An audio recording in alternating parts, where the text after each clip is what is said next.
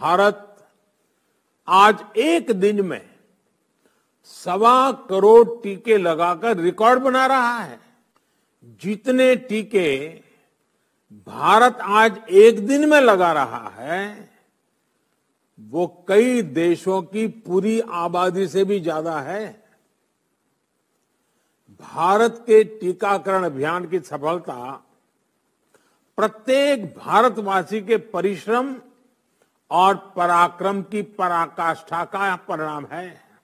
भले ही भारत में देर से वैक्सीन आई हो, लेकिन ये खुशी की बात है कि हिंदुस्तान ने वैक्सीनेशन के मामले में दुनिया के कई देशों को पीछे कर दिया है। मगर एक तरफ जहां हमें इस बात की खुशी है कि हमारे यहाँ वैक्सीनेशन ड्राइव खूब तेज़ी से चल रहा है और लोग वैक्सीन लगवा रहे हैं, इसके बावजूद ये चिंता का विषय है कि यहाँ जो लोग वैक्सीन लगवा रहे हैं वो वैक्सीन असली है भी या नहीं। याद कीजिए उस रात को जब प्रधानमंत्री नरेंद्र मोदी ने कोरोना की वजह से लॉकडाउन का ऐलान किया था। इस लॉकडाउन के बाद धीरे धीरे जो नतीजे सामने आने लगे वो हम सब ने देख लिया। लॉकडाउन में इजाफा होता गया और लोगों की तबाही में भी इजाफा होता गया। लोग बर्बाद होते गए, किसी की नौकरी चली गई, किसी का रोज़गार ख़त्म हो गया। क्या क्या परेशानी हुई इस लॉकडाउन से वो हम सब ने देखा। मजबूर लोगों ने हज़ार हज़ार किलोमीटर तक पैदल यात्रा की, कोई साइकिल से अपने घर पहुंचा। किसी को कुछ समझ में नहीं आ रहा था कि वो आखिर करे तो क्या करे। लॉकडाउन कब तक होगा, कोरोना कब ख़त्म होगा। सरकार ने भी कह दिया था, खुद प्रधानमंत्री मोदी जी ने ये कह दिया था कि जब तक दवाई नहीं है मास्क लगाते रहिए, सोशल डिस्टेंसिंग करते रहिए।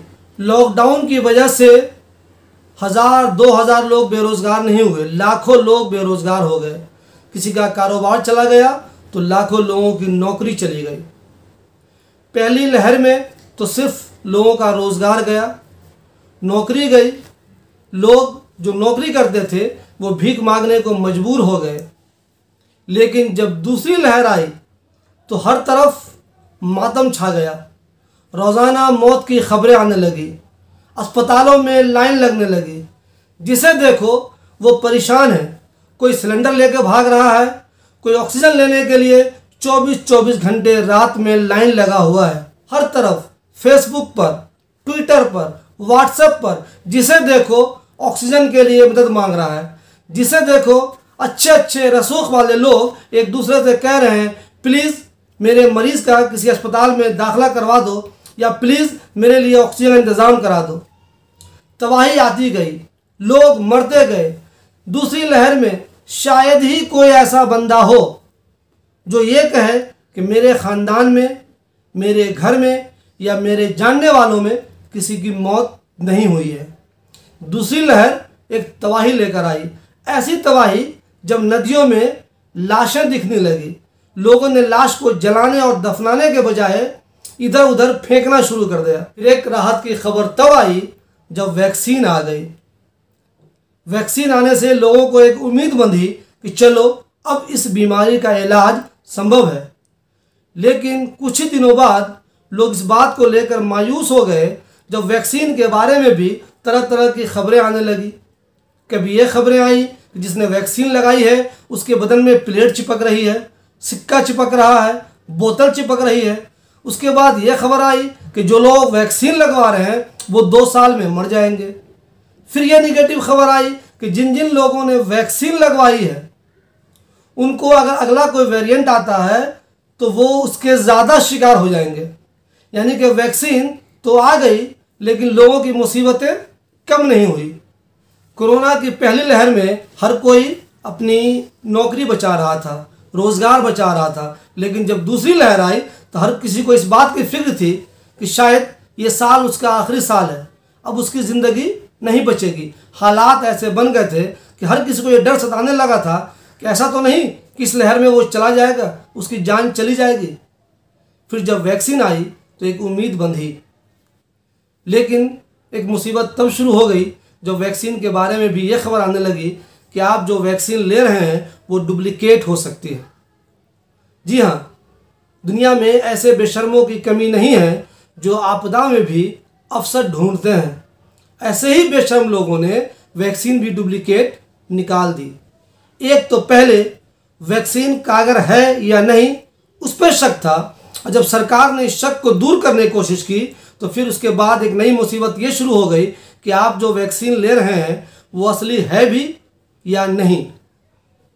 हिंदुस्तान में फ़िलहाल जो वैक्सीन भी लग रही है, हम उसके बारे में आपको बताते हैं कि आप इसकी जांच कैसे करें कि ये वैक्सीन असली है या नकली।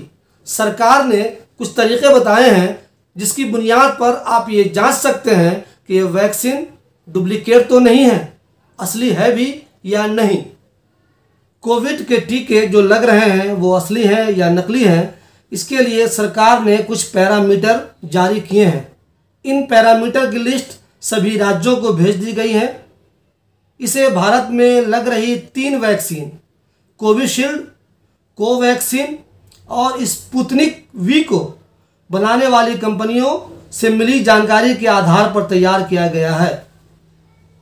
हम आपको बताते हैं कि ये जो 3 वैक्सीन हिंदुस्तान में फ़िलहाल लोगों को दी जा रही है, उससे आप कैसे अंदाज़ा लगाएंगे कि ये वैक्सीन आपकी असली है या नहीं।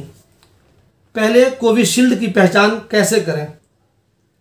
सीरम इंस्टीट्यूट ऑफ इंडिया का प्रोडक्ट लेवल का कलर गहरे रंग में होगा। ब्रांड का नाम ट्रेडमार्क के साथ कोविशील्ड लिखा होगा। जेनेरिक नाम का टेक्स्ट फॉर्मेट बोल्ड अक्षरों में नहीं होगा। इसके ऊपर CGS not for sale over print होगा। कोवैक्सीन की बात करें तो लेबल पर अदृश्य अल्ट्रा वायलेट हेलिक्स होगा, जिसे सिर्फ UV लाइट में देखा जा सकता है। लेबल क्लेम डॉट्स के बीच छोटे अक्षरों में छिपा टेक्स्ट जिसमें कोवैक्सीन लिखा है। कोवैक्सीन में X का 2 रंग में होना इसे ग्रीन आयल इफेक्ट कहा जाता है। स्पुतनिक वी के बारे में आपको बताते हैं। स्पुतनिक वी वैक्सीन के लेवल कुछ अलग अलग हैं क्योंकि इन्हें रूस की 2 अलग अलग प्लांटों में आयात किया गया है। हालांकि सभी लेवल पर जानकारी और डिज़ाइन सेम है, बस मैन्युफैक्चरिंग प्लांट का नाम अलग है।